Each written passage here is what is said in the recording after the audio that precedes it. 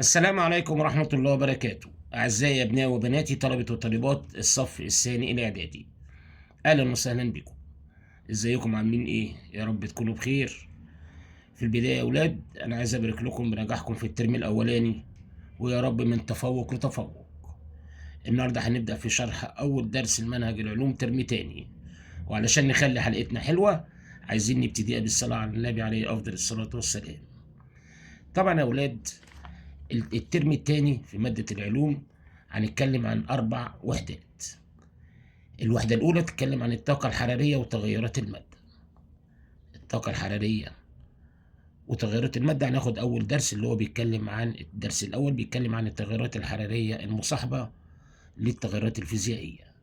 كلنا عارفين من الترم الأولاني التغير الفيزيائي تغير في شكل وحالة المادة، ما بيجيش جنب تركيبها الكيميائي خالص نهائي، ده اسمه تغير فيزيائي، واخدنا الكلام دوت في الترم الاولاني. طبعا اقرب مثال والمثال الحي بتاعنا اللي هو الميه. الميه يمكن العلماء الفيزيائيين اختاروها علشان يمكن الميه بتوجد في حالتها الثلاثه. بتوجد في صوره صلبه، بتوجد في صوره سائله، وبتوجد في صوره غازيه. طبعا كلنا عارفين الصلبه وليكن حته التلج، لما نعمل لها عمليه انصهار هتتحول للحاله السائله، ولما نعمل لها عملية غليان أو عملية تبخر، غليان أو تبخر الاتنين واحد، هتتحول للصورة الغازية. طبعا عارفين المادة الصلبة ممكن نحولها للمادة السائلة، وممكن نحول المادة السائلة لمادة غازية أو العكس. يعني إيه العكس يا مستر؟ يعني ممكن أحول المادة الغازية إلى مادة سائلة من خلال حاجة اسمها التكثف أو التكثيف. ممكن أحول المادة السائلة إلى مادة صلبة من خلال عملية تقول عليها عملية التجمد. وبرضه كلنا عارفين إن ممكن يا ولاد، بصوا معايا هنا، بصوا هنا معايا، ممكن أحول المادة الصلبة دي مباشرة للحالة الغازية من خلال عملية طبعا أخدتها في الترم الأولاني اسمها عملية التسامي معايا دون المرور للحالة السائلة. وأيضا ممكن أحول الصورة الغازية إلى صورة صلبة مباشرة على طول دون المرور بالحالة السائلة من خلال عملية تسمى عملية التساقط أو عملية الترسيب. دي بالنسبة للحالات الفيزيائية اللي بتتواجد عليها المادة. طبعا كلنا عايزين نسأل نفسنا سؤال، أنا ليه لما برش برفان معين، أو ليه يا أولاد لما بستخدم الغسول اللي هو المطهر، لما بحط على ايديا كده ليه انا بشعر ان ايدي بقت بارده بعد ما بحط الغسول؟ طبعا يا اولاد علشان اشرح لكم ازاي يعني ليه شعرت بالبروده، او ليه لما بحط ايدي، او ليه لما بجيب شويه مسحوق غسيل وليكن اريال او اوكسي او ايا كان من منظفات اللي هي بتاعت الغسيل، ليه لما بحطها على ايدي بحس ان ايدي دفت؟ طبعا يا اولاد العمليات دي عكس العمليه دي. يعني قصدك تقول يا مستر في نوعين من العمليات اللي بتتواجد فيها الماده اللي هي الحاله الفيزيائيه للماده. هذه العمليات بيقول عليها عمليات مص للحراره وعمليات طرد للحراره. يعني ايه عمليه مص للحراره؟ العمليه المص للحراره العمليات اللي بتمتص الطاقه الحراريه من الوسط المحيط بيها، من الوسط اللي بتحيط بيها. طب عمليات الطرد للحرارة دي العملية يا ولاد اللي بتنطلق منها الطاقة الحرارية. بتنطلق فين؟ بتنطلق للوسط المحيط، إلى الوسط المحيط. طب يا مستر بالنسبة لما بجيب غسول اليد وبحطه على إيدي إيه اللي بيحصل؟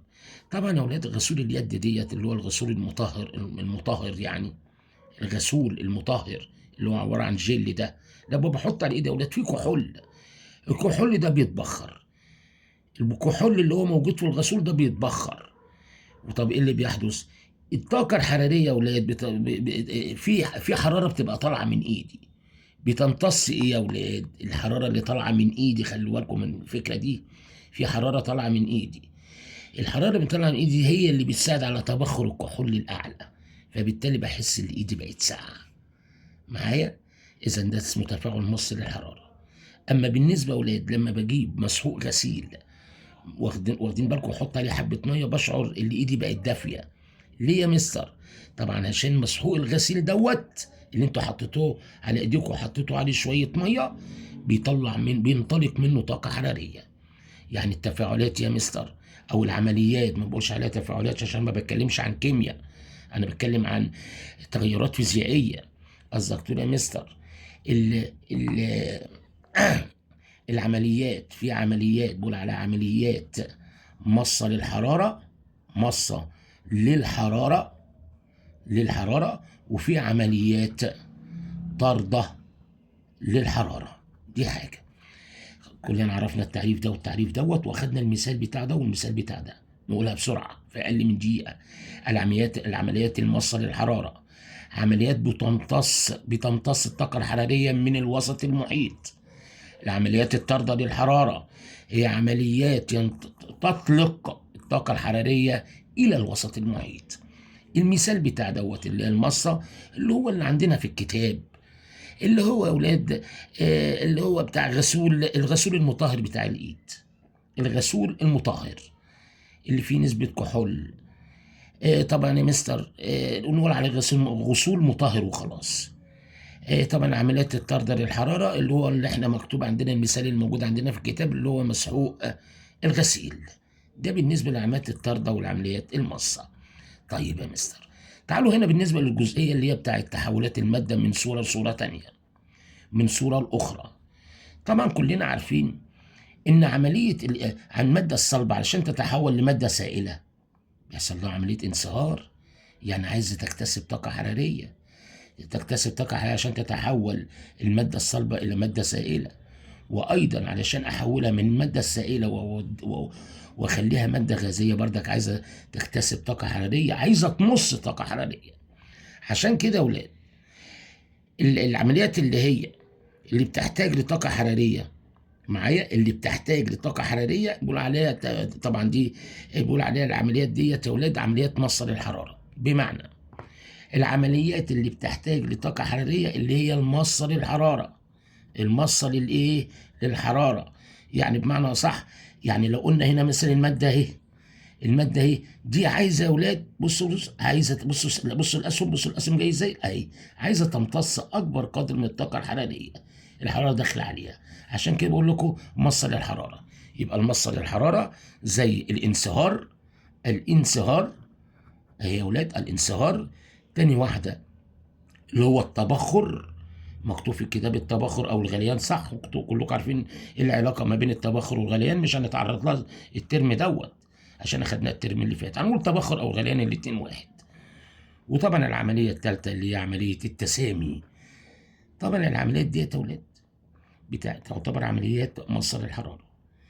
اما العمليات اللي بتطلق طاقه حراريه، بيطلع منها طاقه حراريه، طبعا عكسها اللي هي التجمد اهي. التجمد اهي يا ولاد اهو، يمكن على الرسمه اللي فوق ديت التجمد. عندنا التكثف، وعندنا طبعا الايه، التساقط. اللي بيقول عليها الترسيب. دي عكس دي. تلاحظوا يا ولاد ان طبعا كلكم عارفين ان عكس عمليه الانصهار التجمد، عكس عمليه التبخر التكثف، عكس عمليه التسامي التساقط. كل دي بيقول عليها عمليات انعكاسيه. جاء بقى طبعا علشان اعرفكم يعني ايه مستر عمليات مص للحراره وعمليات طرد للحراره، يبقى لازم كده نضطر نشرح اللي هي دوره التبريد في الثلاجه. طبعا دورة التبريد في التلاجة يا أولاد ركزوا معايا الله يبارك لكم. دورة التبريد في التلاجة حاجات بسيطة جدا يعني مش محتاجة أبدا أي شيء. بصوا يا حبايبي، يعني مثلا لو أنا مثلا يعني أهو، بص جميل، بص يا ابني. طبعا لو أنا عندي مثلا تلاجة أهي، هنعملها لكم يعني معلش هنكبرها لكم شوية، وليكن تلاجة قدم 16 قدم أو 18 قدم أهي يا أولاد. أهي يا حبايبي أهي مثلا التلاجة أهي يا أولاد. معايا اهي. أهي الشكل بتاعها كده يعني رسم كاريكاتير، يعني مش يعني مكبرها لكم شويه اهي يا ولاد. اهي ده التلاجة معايا. وطبعا قولوا اهو يا ولاد الشكل اهو اهو. اهو يا حبايبي التلاجة اهي. وطبعا اهي. وطبعا ده سقف التلاجة، وده ظهر التلاجة، ودي البيبان التلاجة دي عبارة عن جزئين. طبعا مش عليكم الرسمة بتاعتها. وطبعا ده الفريزر، الايد بتاعها اهي يا ولاد اهي. وده الباب. وطبعا كلكم عارفين جوه الارفف. طبعا كلنا عارفين ان هنا في مواسير بتبقى ورا التلاجة. المواسير يا اولاد اللي ورا التلاجة، ركزوا معايا في الحتة دي، في الجزئية دي. طبعا هنا اول ببدأ بينا يا اولاد بحاجة اسمها هنا يا اولاد هنا اهو، حاجة صغيرة كده بيقول عليه البلف. مستر بلف يعني ايه؟ لا معلش، ده مصطلح بيقولوا الصناعية اللي هم بتوع التلاجات. بنقول عليه صمام. صمام اللي هو الصمام الضيق البسيط ده. ماشي. بص يا اولاد بيبقى طالع منه انا اهي. بصوا مواسير كده اهي. بص يا اولاد المواسير اهي طالعه كده منه اهي. بص يا حبايبي المواسير جايه ازاي اهي. معايا اهي. وهي جايه اهي. بص وتيجي نازله كده اهي. ده مواسير بتبقى كلها موجوده في الثلاجه. المواسير بتمتد لحد ما تخش للموتور. الموتور بيبقى في الثلاجه من ورا من تحت كده يا ولاد. ده الموتور، ده شكل يعني الموتور بتاع الثلاجه. وطبعا طالع منه بقيه المواسير اهي يا ولاد اهي. اهي يا حبايبي اهي. دي المواسير اللي بتبقى موجوده ورا الثلاجه. انا هقول لكم دلوقتي افهموا بس، ركزوا معايا شويه الله يبارك لكم. بص يا حبايبي، بص المواسير يمكن اللي تحت دي بتبقى كتيره شويه، وبتيجي طالعه كده وداخله كده على الايه الصمام. مستر المواسير دي بتبقى ايه؟ قال لك بتبقى مزدوجه. يعني ايه مزدوجه؟ يعني تبقى خطين يا مستر. يعني ايه يا مستر؟ معلش فهمها لي بالراحه. ايه يعني يعني اهي خط اهي ماسوره اهي. انا بعيد على المواسير باللون الاحمر اهو يا ولاد اهو يا ولاد اهو. اهو يا بنات. اهو يا شباب. معايا يا ولاد اهي المواسير يعني. يعني قصدك تقول يا مستر الغلوف بتاعها بيبقى مزدوج شويه، مزدوج. اهو يا حبايبي ما فيهاش حاجه خالص. اهي يا ولاد. انا بس ايه الرسمه مش عليكم، بس انا يعني بديكوا يعني على قد ما بنقدر الرسم بتاعها اللي بيوضح ايه تركيب التلاجة اهي يا مستر. اهم حاجه عندي الجزئيه دي. دي يا ولاد المواسير اللي بتبقى موجوده بالثلاث اجزاء اللي موجوده فيها من ورا. اهم ثلاث اجزاء ثلاثه. ايه هو اول جزء؟ اللي هو جزء رقم واحد دوت، اللي هو بقول عليه الصمام. طب والجزء رقم اتنين وده الجزء ده المواسير اللي تحت دي بقول عليها مكثف. واللي تحت خالص ده بقول عليه الايه؟ طبعا انا كاتب لكم اللي هو الموتور. دي حاجه. وطبعا كلنا عارفين يا اولاد اي تلاجة علشان تشتغل لازم يا ولاد يبقى فيه جواها او اللي بيشغلها سائل اسمه سائل الفريون. سائل الفريون. سائل الفريون ده يا ولاد خلي بالكم، ده اللي بيبقى موجود في التلاجة. ده اللي بينقل الحرارة. بينقل الحرارة من ركزوا بقى معايا، من داخل الأطعمة إلى خارجه. الفريون، سائل الفريون. سائل الفريون ده اسم تجاري، ليه اسم علمي اللي هو كلورو فلورو كربون. كلورو فلورو كربون، واس عشان جمع يعني. مالكوش دعوه بالكلورو فلورو كربون. ده فريون بس بنضيف جدا يعني. يا ريت الواحد لما يستخدم غاز الفريون يبقى نضيف شويه يعني. يعني ما اثرش على طبقه الاوزون. يعني مثلا يكون صديق للبيئه. يبقى اهم حاجه علشان نعمل التلاجة يا اولاد لازم غاز سائل الفريون.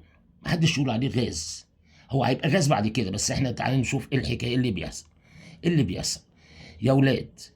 اول حاجه، اول ما بنحط هنا بنشحن التلاجة. طبعا كلكم عارفين التلاجة لما بتبقى بايظه تلاقي والدتك او تقول لوالدك التلاجة ما بتبردش ما بتجمدش، يبقى اكيد في عيب. بتتصل بمهندس الصيانه. مهندس الصيانه بيكشف بيشوف الفريون. ما الفريون ده هو اللي بيساعد على تبريد التلاجة. طيب يا مستر، سائل الفريون يا ولاد ركزوا بقى معايا في الجزئيه دي. علشان هنا يا ولاد يشحن التلاجة او عشان يمرر سائل الفريون هنا يا ولاد، سائل الفريون بندخله هنا من خلال الصمام دوت الضيق دوت.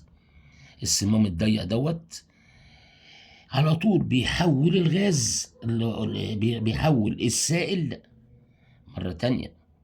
بيحول سائل الفريون ده يا ولاد، بيحول سائل الفريون الى غاز الايه؟ غاز الفريون. وكلكم عارفين بصوا يا حبايبي، من السائل اهي السائل اهو للغاز، يبقى عملية ايه؟ تبخر. من السائل لغاز بيحصل له تبخر. اذا اول حاجة يحدث عملية، اول حاجة السائل هيحصل له يعني هيتمدد، يحصل له تمدد وتبخر. تمدد وايه؟ وتبخر. بعد كده هل الحكاية خلصت؟ لا، ما خلصتش. بعد كده يا ولاد بصوا هنا، سائل الفريون اهو يا ولاد.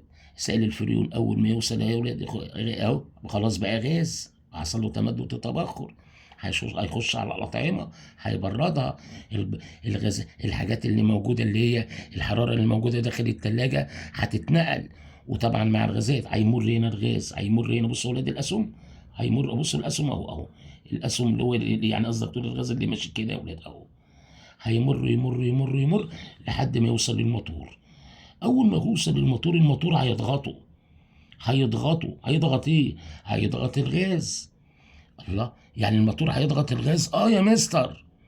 طب وبعد كده، بعد ما يضغطه هترتفع درجة حرارته، ترتفع درجة الحرارة. يبقى الموتور هيعمل ايه؟ هيضغط الغاز، هيضغط الايه؟ الغاز، ويرفع ايه يا ولاد؟ ويرفع درجة الحرارة. دي وظيفة الموتور داخل التلاجة. بعد كده هيجي هنا بقى خلاص. هطلع لكم حاجة يا ولاد، انتوا لما تحطوا ايديكم على ظهر التلاجة من وراها هتحس ان ظهر التلاجة سخن. اول ما تعرفوا ان ظهر التلاجة ده سخن، تعرفوا ان الموتور بتاعكم شغال بكفاءة حلوة. يعني ايه كفاءة حلوة؟ يعني شغال. بدليل اللي هو حول ضغط الغاز، ضغط الغاز ورفع درجة حرارته. بعد كده هيخش بقى. بصوا ولاد، بصوا السهم ده اهو. بصوا ولاد، بصوا هيمشي هيخش على المكثف. المكثف ده بقى اللي هو رقم 3. ماشي، اهم حاجة اهو. الموتور ده رقم 2. ده انا بكلمك على الاجزاء الاساسية في التلاجة اللي هي عملية التبريد. اول واحدة اهي، شوف انا جايبها بالترتيب، 1 بعد كده 2 اهي 3 اهي. المكثف ده يعمل له ايه؟ هيعمل له تكثيف. يعني ايه تكثيف يا مستر؟ يعني هيحول، يلا بينا، الغاز او البخار هيحوله لايه؟ لسائل. الله، ده انت الاول حولت السائل لغاز، وبعد كده حولت الغاز دي سائل. الغاز دي سائل، البخار يعني غاز، دي سائل. هتلاقي عشان كده بقول لك ايه، التبريد داخل الثلاجه دي عباره عن عمليه حراريه مغلقه متكرره. معايا؟ متكرره. يعني ايه متكرره؟ اهي يا اولاد، بدات هنا بعمليه التمدد والتبخر. بعد كده يا مستر عملنا الضغط. بعد كده يا مستر عملنا عمليه التكثف. التكثف، ركزوا بقى معايا في الجزئيه دي. احنا قلنا في تكثف. الله، طب ما التكثف ده يا مستر يعتبر ايه يا اولاد؟ عمليات ايه يا اولاد ديت؟ بيقول عليها عمليات، الله، الله اكبر عليكم، عمليه طارده للايه؟ عمليه التكثف. بيقول عليها عمليه اللي هي بتطلق طاقه حراريه، بيقول عليها عمليه طارده للايه يا اولاد؟ طارده للحراره. اما عمليه، بصوا هنا يا حبايبي، اللي هي بتحتاج لطاقه حراريه، اللي هي من سائل لغاز، اللي هي التمدد التبخر، دي بيقول عليها عمليه ايه يا اولاد؟ مصه للحراره. الله، يعني قصدك تقول يا مستر عمليه التبريد داخل الثلاجه بتعتمد على عمليتين، عمليه مصه للحراره وعمليه طرد للحراره. دي فكره عمل الثلاجه، او فكره تبريد، او عمليه التبريد داخل الثلاجه. صعبه بالله عليكم. اذا خلي بالكم، الاجزاء الاساسيه اهي يا ولاد، الاجزاء الاساسيه اهي: الصمام، الموتور المكثف، معايا؟ اذا هنا والعمليات اللي هي بتقوم بيها عمليه الثلاجه مره تانية هكتبها لكم هنا يا ولاد. اول حاجه بيحدث حاجه اسمها تمدد وتبخر. تاني حاجه يا مستر بيحدث حاجه اسمها الضغط، اللي هو هنا الضغط اللي هو الموتور اللي بيعمله. تالت حاجة يا مستر بيحدث عملية بيقول عليها عملية التكثف.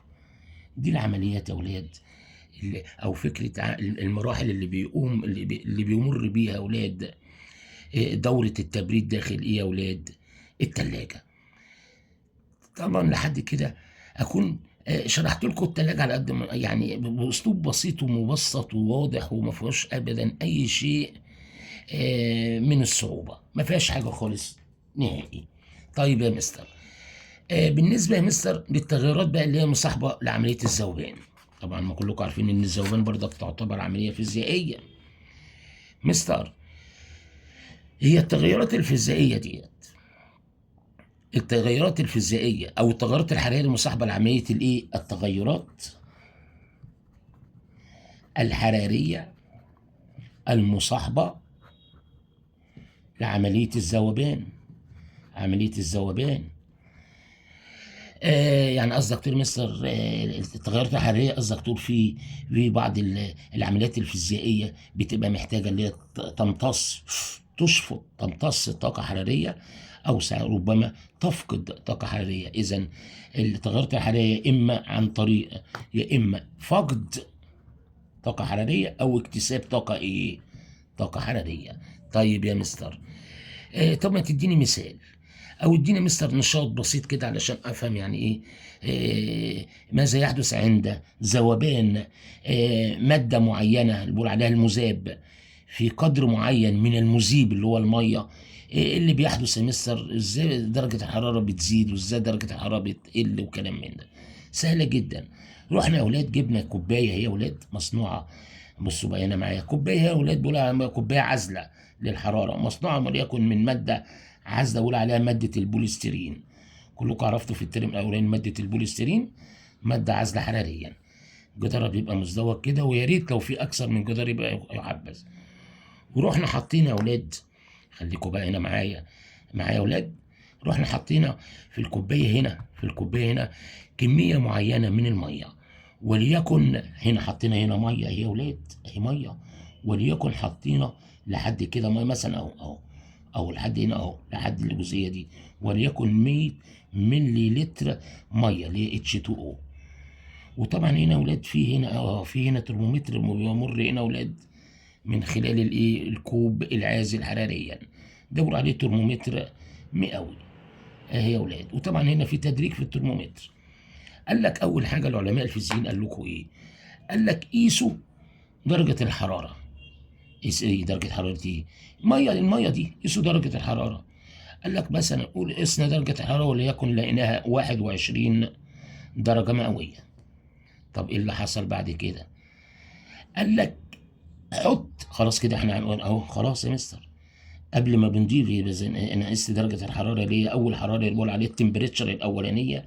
قصدك تقول التي واحد، تي كابيتال واحد. يعني ايه تي كابيتال واحد؟ اللي هي درجة الحرارة الابتدائية اللي هي بتاعت المذيب فقط، اللي هي بتاعت المذيب فقط هي فقط يعني لوحده. بعد كده قال لكم ايه يا اولاد؟ او قال لك حط هنا جزء مثلا وليكن 4 جرام. خلي بالكم بقى هنا يا اولاد هنعملها مثلا وليكن باللون الاسود اهي. حطوا هنا 4 جرام. 4 جرام ايه دي يا مستر؟ 4 جرام ايه دي؟ قال لك من ماده يعني الكتله بتاعتها 4 جرام، وليكن ماده اللي هي NaOH اللي هو هيدروكسيد الصوديوم. وقلب بالراحه كده برفق يعني بالراحه، وقيس درجه الحراره الثانيه باستخدام الترمومتر. اكيد يا مستر درجه الحراره الثانيه هتختلف. قصدك تقول يا مستر الدرجه الثانيه اللي هي الاخيره اللي بيقول عليها تي 2 اللي هي درجه الحراره النهائيه. الدرجه النهائيه اللي هي بتاعت مين؟ بتاعت المذيب اللي هو الميه، والمذاب اللي احنا يا مستر اللي هو NaOH. خلاص يعني بعد مثلا وليكن ربع ساعة. طبعا اكيد يا مستر درجة الحرارة الثانية دي هتختلف عن درجة الحرارة الاولانية دي. العلماء لاحظوا ايه؟ لاحظوا ان تي 2 دي يا اولاد اللي هي درجة الحرارة النهائية اللي هو اكبر من ايه يا اولاد؟ تي الاولانية. يعني بمعنى اصح لو لقينا درجة مثلا بديكم مثال، لو لقينا درجة الحرارة الاولانية 21، ممكن يا اولاد العلماء يلاقوا تي الثانية مثلا وليكن 26.5 درجة سلسيوسية او درجة مئوية. يبقى اكيد دي يا مستر التي 2 ديت كبيرة. خلاص قال لك طب يبقى الذوبان ده اسمه ذوبان ايه؟ برافو عليكم. طارد للحراره. طارد للايه؟ للحراره. يعني طارد الحراره لازم يكون تي 2 اكبر من مين يا اولاد؟ من تي 1.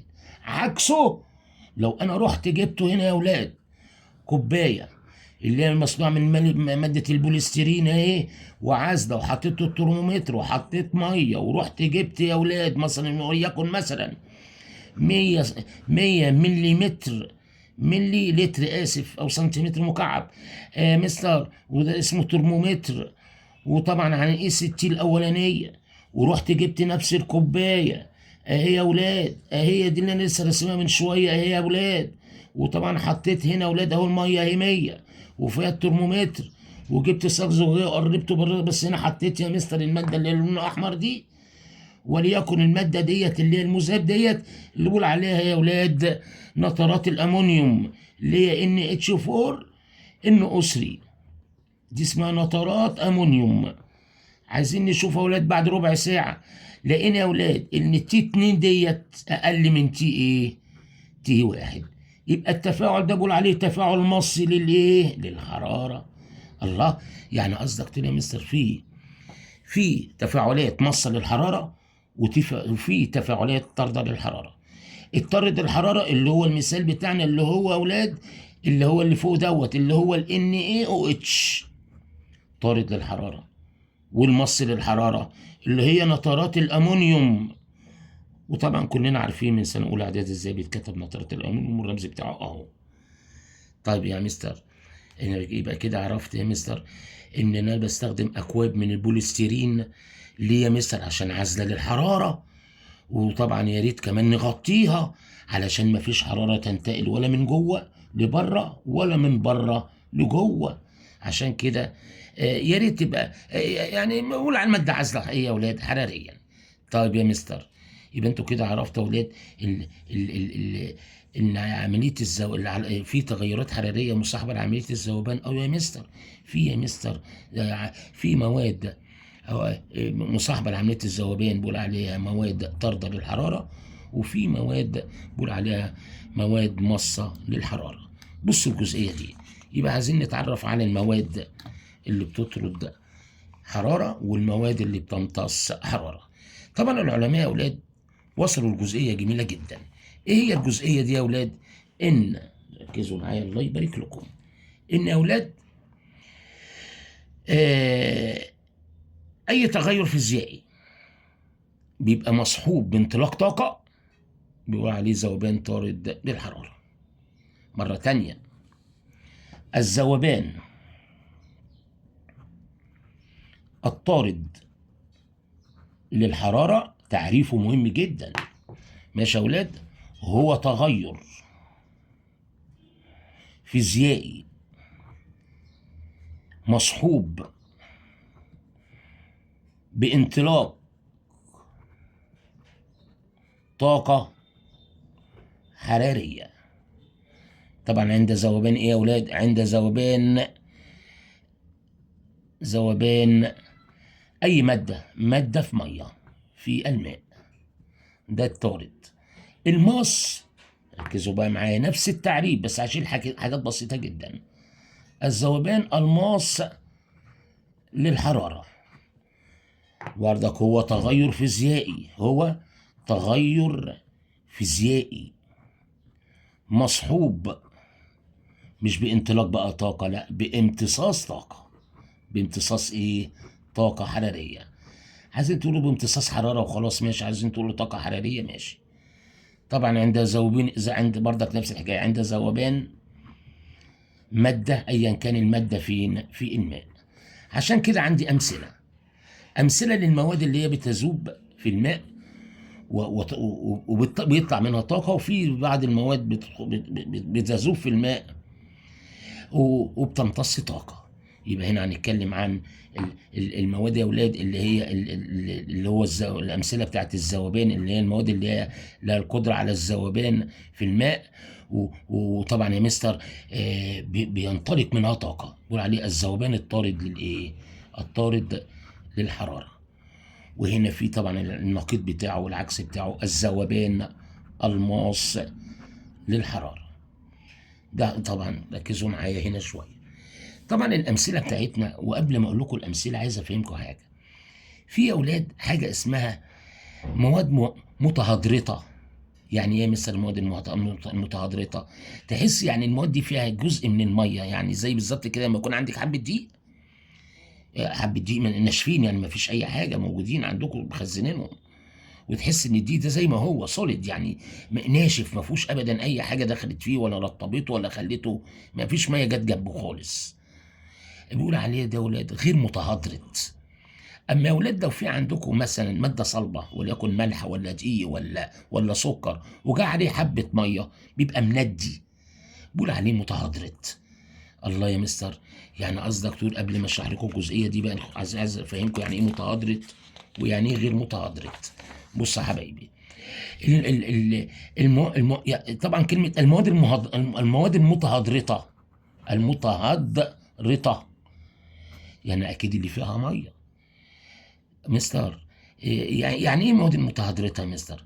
قال لك دي مواد تتكون، يعني بتبقى موجود، المواد دي بتتكون، بتنشأ، يعني بتبقى موجودة، مواد تتكون عند ارتباطها، عند ارتباط جزيئاتها، عند ارتباط جزيئاتها اللي هي ايا كان المادة ايه دي ايه، بعدد محدد من جزيئات المية، من جزيئات الايه المية. اديني مثال يا مستر، انا عشان انا كده مش فاهمة. صلوا على النبي. عندكم هنا حاجة اسمها كبريتات النحاس. معلش انا هكتب بسرعة.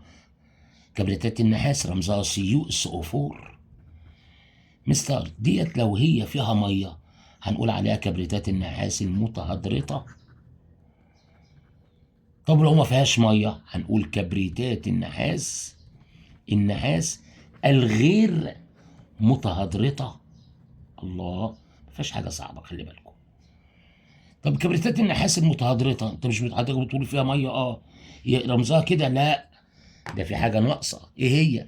ان كبريتات النحاس المتهدرطه فيها 5 جزيئات ميه، خمس اهو، 5 مولكولرز بقول عليها، 5 جزيئات من الميه. طب اللي غير متهدرطه يبقى انا هشيل الميه، يبقى رمزها اهي يا ولاد، اهي رمزها اهي يا ولاد CuSO4. طب هنا يا مستر كبريتات النحاس ديت اللي فيها ميه بيبقى لونها ايه؟ قال لك لونها ازرق. طب واللي غير متهدرطه دي اللي ما فيهاش ميه خالص، قال لك ده بيبقى لونه ابيض.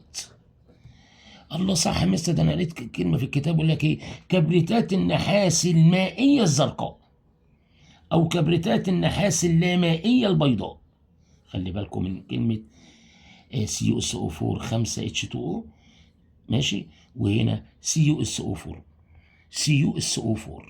طب في حاجه تانية يا مستر مواد فيها ميه؟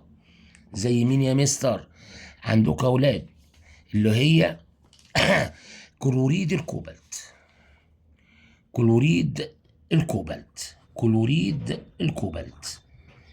الكوبالت رمزه CO وتكافؤه ثنائي، والكلور رمزه Cl وتكافؤه هادي، عشان كده هو ده اسمه كلوريد الكوبالت COCl2. طب ده لونه ايه يا مستر لما بيبقى فيه ميه؟ قال لك بيبقى لون وردي، خلي بالكم من الالوان، كلوريد الكوبالت لونه وردي. طب يا مستر هو فيه ميه؟ انت مش حضرتك بتقول فيه ميه؟ كم جزيء ميه؟ ركزوا بقى هنا معايا عشان الرقم ده يتحفظ، 6 جزيئات ميه. طب كلوريد الكوبالت التاني يا مستر بيبقى فيه ميه؟ قلت لك لا. طب لونه ايه يا مستر؟ قال لك ده لونه ازرق، اللي ما فيهوش ميه الكوبالت.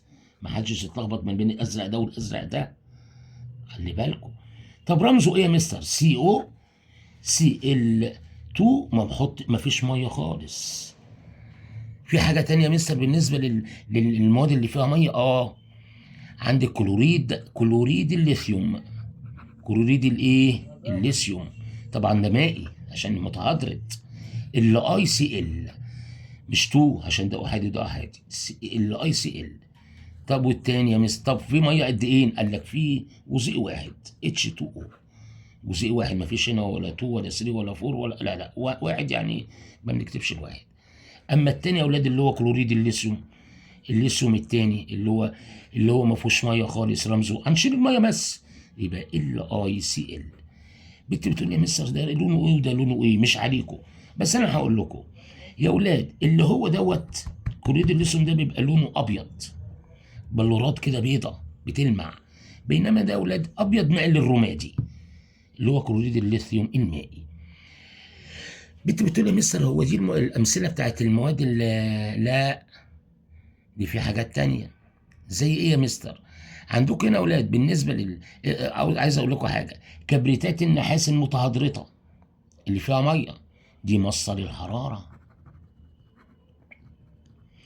واللي هي الغير متهدرطه مش شرط يكون كبريتات النحاس، انا بقول لك المتهدرطه بتبقى مصدر الحراره. طب والغير متهدرطه بيبقى طارده للحراره، طارده للايه؟ للحراره. اذا هنا بص يا اولاد الجزئيه دي اهي امثله على المواد، ركزوا معايا، امثله على المواد اللي هي بتذوب في الماء وبتطرد حراره، بينطلق منها حراره مصحوب بانطلاق طاقه حراريه، ومواد مصحوبه بامتصاص طاقه حراريه. هيدروكسيد الصوديوم ده من المثال اللي هو بتاع بتاعت الكوبايه بتاعت البوليسترين، ونترات الامونيوم NaOH و NH4 NO3. كبريتات الطارده اللي هي الغير متهدرطه اهم، حطيت لكم الثلاثه دولت هم بص اهم الثلاثه مع بعض، وعكسهم هو يا ولاد الثلاثه دولت. كبريتات النحاس اللامائيه البيضاء، كبريتات اللي الثانيه بقى المصة، كبريتات النحاس المائيه الزرقاء، الرمز اهو والرمز اهو، كلوريد الكوبالت اللامائي COCl2 لونه ازرق. طب لما يبقى في ميه او يبقى متهدرط بيبقى لونه وردي، COCl2 مع 6 جزيئات ميه. كلوريد الليثيوم LiCl لمائي، LiCl مش عليكم اللون. كلوريد الليثيوم المائي بيبقى فيه جزيء واحد. في عندكم بقى يا اولاد، طالما انا قلت كلمه كلوريد ليثيوم حاجه عشان تبقى حاجه بسيطه عشان تعرفوا تحفظوها بسرعه، ممكن اشيل كلمه الليثيوم واحط كلمه كالسيوم برضك. يعني قصدك تقول يا مستر كمثال رابع يعني او خامس، 1 2 3 4 او مثال الخامس اهو.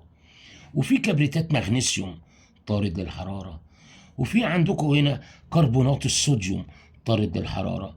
تعالوا هنا بالنسبه للذوبان اللي في الميه، الذوبان المصري للحراره، هنا قلت كربونات صوديوم طارد، لو حطيت به بيبقى بيكربونات الصوديوم هيبقى ماس. هنا حطيت كبريتات المغنيسيوم اللي هو الطارد، هحط هنا كبريتات بوتاسيوم يبقى ماس. يعني حاجات بسيطه كده للحفظ سريعا. اذا كده اللهم صل على النبي يا بنات، اللهم صل على النبي يا اولاد. عرفنا الامثله بتاعت الذوبان الطارد للحراره والمص الحراره، واسئله جدا بتيجي فيه، اسئله ياما. ممكن يجي لك على هيئه قارن سين، قارن بين. ممكن يجي لك سين اختر، يقول لك من امثله المواد الطارده، من امثله المواد القابله للذوبان في الماء ويصحبها انطلاق طاقه. خليكم فاهمين كلمه انطلاق طاقه، يعني قصدي اقول لك طارد للحراره، ويفتح لك قوس واختار اللي كده هيديك ايه 3 غلط وواحده صح، حط خط تحت الصح. او يجي لك على هيئه اكمل معايا يا اولاد، او يجي لك صح وغلط، او صوب ما تحته خط. خليكوا عارفين الامثله دي ممكن احط لكم 5 6 10 صفحات اسئله زي ما بتشوفوا في كتاب الامتحانات والاضواء. السؤال يقول لك اكمل، اختر، بما تفسر، اكتب الصيغه الجزيئيه، قارن بين، اكمل العباره الصحيحه بين القوسين، اختر الاجابات الصحيحه بين الاجابات المعطاه. ياما ياما يا اولاد تلاقي في يا اولاد اسئله معاده ومكرره بصوره غير طبيعيه. دي حاجه بالنسبه يا اولاد، او دي يعني انا شايف ما فيش حاجه اساسا، اسئله سهله وجميله وانا عارفكم ان انتوا شطار. دي بالنسبه يا اولاد للجزئيه اللي هي بتاعت المواد المتهدرطه، وعرفنا تعريفها. هي مواد تتكون من ارتباط جزيئاتها، اللي هي الجزيئات بتاعتها، جزيء اهو بتاع كبريتات النحاس بيتكون من عدد محدود من جزيئات الميه اهو، 5 جزيئات الميه. كلوريد الكوبالت الجزيء اهو بيتكون من ارتباطه ده بعدد محدود من جزيئات الميه اللي هو 6 جزيئات ميه. طيب يا مستر كده احنا عرفنا المواد المتهدرطه، وعرفنا يا مستر الامثله ما بين الذوبان الطارد للحراره والذوبان الماس للحراره. طبعا اي ذوبان يا اولاد بيبقى طالع منه حراره. كميه الحراره بقى اللي هي بتنطلق اثناء ذوبانها في الميه بيقول عليها حراره الذوبان. يعني قصدك تقول يا مستر، ركزوا معايا في اولاد في التعريف دوت المصطلح العلمي ده، حراره الذوبان مهمة جدا، مصطلح علمي. بص يا ولاد تعريفها ايه هي: كمية الحرارة الممتصة أو المنطلقة عند ايه يا ولاد؟ عند ذوبان كمية معينة من المذاب في حجم معلوم أو حجم معلوم من المذيب، عشان يكونوني ايه؟ يكونوني محلول. ودي شرحتها يا ولاد في حكاية البوليسترين، اللي هي الكوباية اللي انا حطيت فيها مرة NaOH، وحطيت في الكوباية بردك مرة مادة كيميائية وليكن NH4 NO3، اللي هو المصل للحرارة اللي هي T2 أصغر من T1 معايا يا ولاد. وهنا ال NOH اللي يعتبر مثال طارد للحرارة، اللي فيه درجة الحرارة النهائية أكبر، ماشي يا ولاد، أكبر من درجة الحرارة الابتدائية. دي بالنسبة لحرارة الذوبان.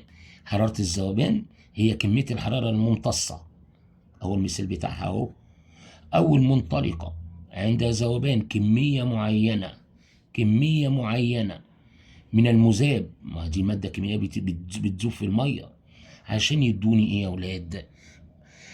طبعا في كمية معينة من المية عشان تديني محلول. مستر سهل جميل وحاجات. في حاجة بقى يا ولاد جزئية بسيطة جدا، بقول لك العلاقة ما بين التغيرات، ماشي. طبعا في حاجه برضك بالنسبه للمواد المتهدرطه برضك عشان نخلصها بسرعه كده سريعا. طبعا كلمه مواد متهدرطه اكيد فيها ميه. طب انا عايز احولها لمواد غير متهدرطه، سهله قوي. متهدرطه اشيل الميه، مش دي فيها ميه، عايز اخليها غير متهدرطه، اشيل الميه. اشيلها ازاي؟ من خلال التسخين. طيب ماده يا ولاد ما فيهاش ميه، عايز يبقى فيها ميه، اضيف لها ميه، اضافه ماء. اضافه ايه يا ولاد؟ ماء. الله، سهله يا ولاد. طب هنا يا ولاد الماده المتهدرطه عشان اسخنها اكتسبت حراره ولا ما اكتسبتش؟ اكتسبت حراره عشان الميه تتبخر. يبقى ده التفاعل دوت او العمليه دي بيقول عليها ايه بقى؟ اللي بتكتسب حراره مصه ولا طارده؟ مصه. طب وديت طارده. عمليه انعكاسيه اهو، المتهدرطه والغير متهدرطه. في جزئيه بيقول لك لما تيجوا تجيبوا بردك احتياطات امان كده اولاد معملي كده، بيقول لك لما تيجي تجيبي مثلا شويه حمض HCl اللي هو هيدروكلوريك اسيد كونسنتريشن، اللي هو HCl اللي هو حمض الهيدروكلوريك المركز اللي هو الكونك، وجيت قلت لك انا عايز اخففه بالميه عشان بدل ما اخليه كونك اخليه دايل، يعني دايليوتد، يعني من مركز احوله مخفف. طبعا اذا مركز المفروض نضيف ميه، يعني المفروض يا مستر اجيب هنا ال HCl دوت اهو HCl، واروح احط عليه ايه يا مستر؟ احط عليه ميه. قال لك لا يا مستر الكلام دوت غلط، اوعى تعملوا كده. ليه يا مستر؟ يا بنتي يا ابني يا حبايبي، لو انت حطيت الميه على ال HCl اللي هو المركز دوت عشان تخففه، على طول هتلاقي فيه طاقه حراريه طالعه جامده جدا، حراره وابخره، وممكن اولاد وغليان جامد قوي عنيف، وممكن كمان يا اولاد تلاقي فيه رذاذ طلع كده على وشك وعلى ايدك وعمل لك اضرار بالغه. امال يا مستر يقول لك يفضل اللي انت تجيب الكوبايه كده اهي يا اولاد، تجيب الكوبايه اهي يا اولاد اهي فيها ميه اهي، ميه، يبقى هنا في ايه؟ ميه، ده الصح. وتجيب وتميلها، يعني ايه يا مستر تميلها؟ يعني تخليها بالوضع ده كده يا اولاد اهو. اهي يا اولاد الميه اهي، الكوبايه هنا ماسكها بايديا، مش سيبها عشان ما تقعش. واروح اجيب نقط، انقط هنا يا مستر نقط نقط نقط نقط. من مين يا مستر؟ من ال HCl على هيئه نقط، كانها بقطاره كده يا اولاد، قطاره معايا. يبقى ده التصرف الصح، ده الاحتياطي الامن علشان نخفف حمض مركز وطبعا عشان نخفف حمض مركز. للتركيز اللي احنا عايزينه معايا. وطبعا يا اولاد مش معنى يا مستر احنا حطينا هنا يا مستر الميه هنا على الجدران الداخليه للكوب الزجاجي دوت اللي فيه ميه، قال لك علشان الميه دي تقدر تمتص كميه الحراره الايه، لامتصاص كميه الحراره المنطلقه من الميه دون حدوث طبعا اي ضرر او اي اذى لجسم الانسان. الله يا مستر الجزئيه دي بسيطه وركزوا معايا. العلاقه بقى، العلاقه يبقى هنا هناخد الجزئيه الاخيره يا اولاد اللي هي العلاقه بين التغير الحراري المصاحب لعملية الذوبان وكتلة المذاب. معلش هو يمكن المقدمة كده كبيرة كده ومكبرينها أو مجعلصينها، بس كلام سهل وجميل. ولد بيقول لي مستر مش فاهم يعني ايه العلاقة ما بين التغير الحراري اللي هو مصاحب لعملية الذوبان، وايه يعني قصدك تقول المادة اللي انت بتحطها قد ايه اقول لكم حاجة، تعالوا نشرحها عملي. بص يا حبايبي، رحنا جبنا اولاد مخبار مدرج، مخبار مدرج، ورحت يا اولاد حطيت هنا فيه ميه، وليكن بص يا اولاد بصوا هنا، وليكن حطيت من هنا ركزوا بقى معايا في الجزئيه دي معلش. هنا حطيت يا مستر هنا ميه لحد الجزئيه دي اهي، لحد هنا الميه اهي، وليكن طبعا ده مدرج، ده اسمه مخبار مدرج، يعني في تدريج بيتكتب على الجدار هنا وليكن 30 ملي لتر ميه. ورحت حطيت هنا، خليكم بقى هنا معايا اهو، ده ميه اهي، ده ماء. رحت حطيت يا اولاد هنا وليكن جرام، هنا حطيت هنا باللون الاحمر ده وليكن جرام، 1 جرام يعني الكتله اللي بقول عليها الماء، الكتله بتساوي ايه اللي هو الماس، الكتله اللي هي بتاعت مين، اللي هي بتاعت كلوريد الليثيوم اللي هو المذاب الليثيوم. حطيت ايه الماس بتساوي 1 جرام، 1 جرام حطيته هنا. وطبعا هنا يا مستر في ترمومتر اهو، نخليها بالقلم اهي يا اولاد، بصوا يا حبايبي بالقلم الاخضر اهو، الترمومتر اهو، رسم كريكاتيري اي حاجه اهو يا اولاد معايا. طيب قيس درجه الحراره بقى، بصوا بقى معايا قبل وبعد. يعني يا مستر ايه قبل وبعد دي؟ يعني قبل ما تحط الليثيوم قيس درجه الحراره، وبعد ما تحط كلوريد الليثيوم قيس درجه الحراره الثانيه. هات يا اولاد الفرق ما بينهم اللي هو مقدار التغير ما بينهم، ما مقدار التغير بيرمز برمز دلتا، يعني ده اسمه مقدار تغير، مقدار تغير.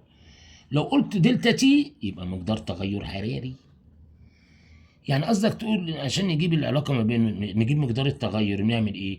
بنجيب الته الثانيه اللي هي بعد بقى، دي اسمها بعد الذوبان، واطرحها من تي الاولانيه. تي التانية دي يا مستر تي 2 ديت اللي هي درجة الحرارة النهائية، وتي 1 دي اللي هي درجة الحرارة الابتدائية. طبعا هيطلع رقم معين، وليكن هنا قلنا الاول يعني هي اولاد هي فهموني شويه الله يبارك لكم اهو 30 ملي لتر مثلا اهو ميه. حطينا الترمومتر اهو، الترمومتر اهو، قولوا درجة الحرارة طلعت 21 درجة مئوية. طيب رحنا جبنا اهي، بص هنا ده اذا ده اسمه قبل، خليها بعد بقى، طلعت 26 اهي، 26.5 درجة مئوية. طب اطرحهم هيطلع يا مستر، بعد ما نطرحهم هيطلع مثلا 5 درجات ونص. اهي تي التانية دي، ما دي تي 2 يا ولاد معايا، والتي الاولانيه كام اهي التي الاولانيه اهي يا ولاد 21 اهي، وتي التانيه اهي يا ولاد. طب ما انا مطرحهم مع بعض، هتطرحي ال26.5 من 21 هيطلع في مقدار، في رقم اللي هو مقدار التغير في درجه الحراره. طب قال لك طب نفس الحكايه اهو يا ولاد، اهو هو هو هو هو هو هو هو هو هو هو هو حطيت هنا 30 ملي لتر ميه، وهنا هي نفس الحكايه 30 ملي لتر ميه. هنا يا ولاد الميه لوحديها، المذيب اللي هو الميه اسمه مذيب. تعالي هنا الميه هي يا ولاد، رحت حطيت بدل ما كنت حاطه هنا 1 جرام مثلا، وليكن استخدمت 2 جرام، اللي هي المادة اللي انا حطيتها دي. كلكم عارفين المادة اللي اسمها كلوريد الليثيوم، ده 2 جرام، اللي هي الماس بتاع كلوريد الليثيوم. وطبعا هنا في ترمومتر وهنا في ترمومتر، قيس الدرجة ديت وقيس الدرجة اللي هي بس بعد ما ضفنا المذاب دي يا ولاد، المذاب قيسنا درجة الحرارة اللي هي تي 2، لقينا يا ولاد ان تي 2 طلعت اكبر من تي ايه 1. الله، وكمان زادت ليه؟ زادت للضعف. ازاي يا مستر؟ العلماء قال لك انتوا هنا مش حطيتوا المذاب هنا كتلة جرام، في نفس كمية المية، زادت ولا ما زادتش؟ زادت. طب لما تحطوا الضعف، انت حطيتوا هنا 2 جرام مش 1 جرام، يبقى يا مستر هتزيد للضعف. قصدك تقول يا مستر بقى خلصت الكلام كله. في علاقة طردية بين المذاب والتغير الحراري. يعني كلما زادت كتلة المادة المذابة، زادت مقدار التغير في درجة الحرارة. الله، مرة تانية بيقول لك كلما زادت الكتلة بتاعت المذاب، ماشي، زادت او ماشي يا اولاد، زادت مقدار التغير. طب ده حاجة زادت وحاجة زادت، يبقى علاقة ايه؟ قال لك علاقة طردية. علاقة ايه؟ طردية. والعلاقة الطردية بتتكتب كده يا اولاد اهو. لو قلنا هنا مثلا الكتلة بالجرام، وهنا مقدار التغير في درجة الحرارة اللي هي دي دلتا تي، انا كنت عاملها دي دلتا اتش على اساس اتش يعني هيت معايا. دي هتزيد هتلاقي هنا في خط كده يا ولاد، ايوه، خط مائل يمر من التقاء المحور السيني اللي هو بيمثل الكتلة، كتلة المذاب، والمحور الصادي اللي بيمثل مقدار التغير في درجة الحرارة.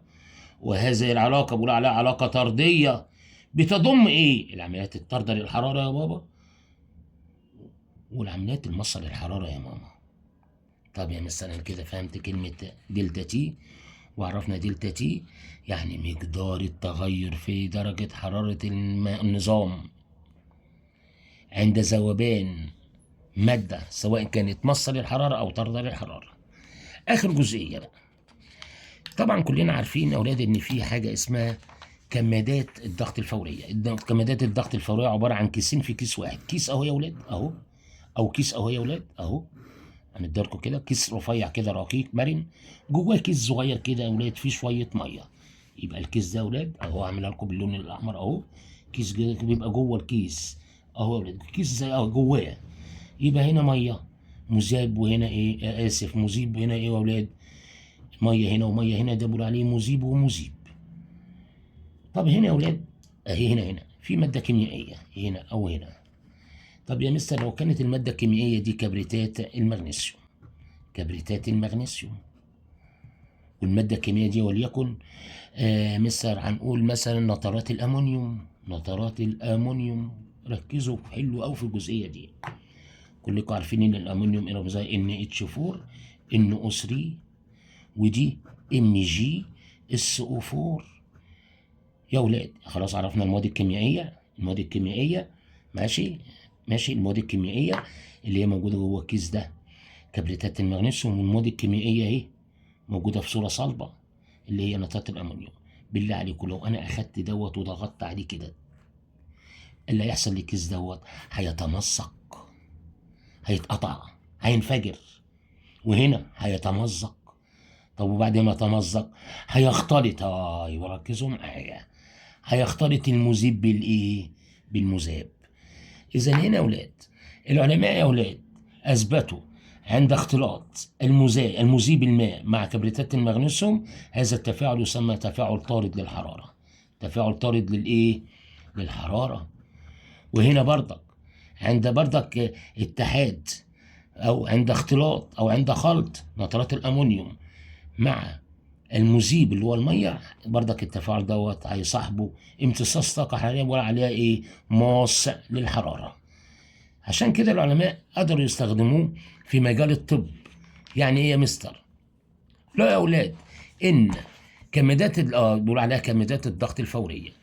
كمادات الضغط الفوريه عباره عن كيس فيه جوه كيس يا اولاد رقيق مرن بيحتوي على كميه يعني ماده كيميائيه يا اولاد معينه، وليكن المذاب اللي انا قلت لكم هي كبريتات مغنيسيوم مجناطرات الامونيوم. هنا التفاعل ده طارد وماس. بص يا حبايبي، خلاص عرفنا الشكل بتاع كمادات يا اولاد بنقول عليها كمادات الضغط الفوريه. كمادات الضغط الايه؟ الفوريه الطارده للايه؟ للحراره، والمصه للايه؟ للحراره. الماده الكيميائيه الطارده للحراره هي مستر كبريتات المغنيسيوم. طب يا اولاد ايه الماده الكيميائيه المستخدمه في كمادات الضغط الفوريه المصه للحراره؟ نترات الامونيوم. مستر طب دي بتستخدم في ايه ودي بتستخدم في ايه؟ صلوا على النبي. انا دلوقتي لو جات لي كدمه في رجلي او في العضله، ايه اللي بيحدث يا اولاد؟ اللي بيحدث لما حد بيخبط حد ولا بتبقى فيه رجل ورمه مش اسف مش ورمه، في كدمه جامده في عضله معينه في جسمك. تعرف يا اولاد اللي فيه الاوعيه اللي هي موجوده في الرجل، الاوعيه اللي هي الاوعيه الدمويه اللي موجوده مكان الكدمه، ماذا حدث؟ ضاقت. يعني ايه ضاقت يا مستر؟ يعني كميه الدم اللي جايه لها قليله قوي، بدليل اللي رجلي او العضله بتاعتي بقت مجهده، مش قادره تقوم بالوظيفه بتاعتها. فبالتالي لما بجيب كمادات الضغط خليكم بقى معايا، لما بجيب كمادات الضغط الفوريه على الجزء المرتبط اللي هي العضله اللي عندي تعبانه، إيه اللي بيحصل؟ بنلاقي ان كميه الدم اول ما بحط كمادات الميه السخنه اللي هي الساخنه اللي فيها كبريتات المغنيسيوم، بتوسع الاوعيه الدمويه. فبالتالي كميه تدفق الدم للجزء المصاب اللي فيه اجهاد للعضله ديت بيوصل له بسرعه، فبترتخي العضله. العضله. والالم طبعا ربنا الحمد لله ربنا بيكرمنا والالم بيروح مننا، بنخف منه.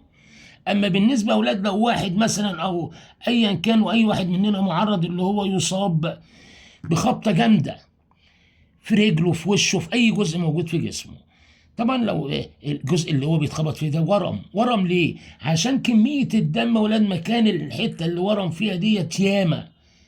يعني ايه ياما؟ مجرد اللي هو اولاد الحته الجزء ده ورم، في جزء ورم، يبقى تعرفوا اللي فيه دم نزل راح له ياما قوي، بدليل اللي رجله حصل لها تورم او الجزء المصاب حصل له تورم. الله، يعني قصدك تقول يا مستر الجزء دوت لو هو مفيش كميه دم راح له ياما قوي دوت ما كانش حصل تورم؟ طب ازاي يا مستر نقلل من تدفق الدم؟ خلي بالكم بقى، ازاي نقلل من قوه تدفق الدم؟ قال لك يبقى على قد ما نقدر اللي احنا نعمل تضييق نضيق الاوعيه الدمويه. الاوعيه الايه يا اولاد؟ الدمويه، عشان ما نخليش الدم يروح له ياما. عشان هنا ما نزودش التدفق، لا نقلل تدفق الدم. عكس هنا الساخنه بنزود، ماشي يا اولاد، نزيد من تدفق الدم الى المناطق المناطق المصابه. فبترتخي العضلات والحمد لله ايه وتخف الالام. اما هنا اولاد احنا بنعمل عمليه تضييق للاوعيه الدمويه علشان نقلل من تدفق الدم للمنطقه المصابه، فبالتالي يقل التورم، او يقل الورم. اذا ركز معايا، كمادات الميه الساخنه، كمادات الضغط الساخنه الفوريه يعني، وفي عندي كمادات ضغط فوريه بارده. كمادات الضغط الفوريه الساخنه الماده دي تتحفظ، ودي برضك تتحفظ بالنسبه للبارده. والساخنه بتعمل ايه يا مستر؟ بتعمل توسيع الاوعيه الدمويه، بينما كمادات الضغط الفوريه البارده مش الساخنه بتعمل تضييق. ممكن تلاقوا في بعض الكتب يقول لك تقليص، كلمه بقلص يعني بضيق، تقليص الاوعيه الدمويه. لو قال لي علل ليه؟ قال لك عشان نقلل من تدفق الدم للمنطقه المصابه. اذا هنا يا اولاد لحد كده نكون لقد انتهينا من شرح الدرس الاول.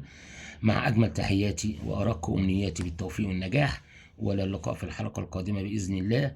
دمتم في حفظ الله وامنه، وانتظروني في الحلقه القادمه.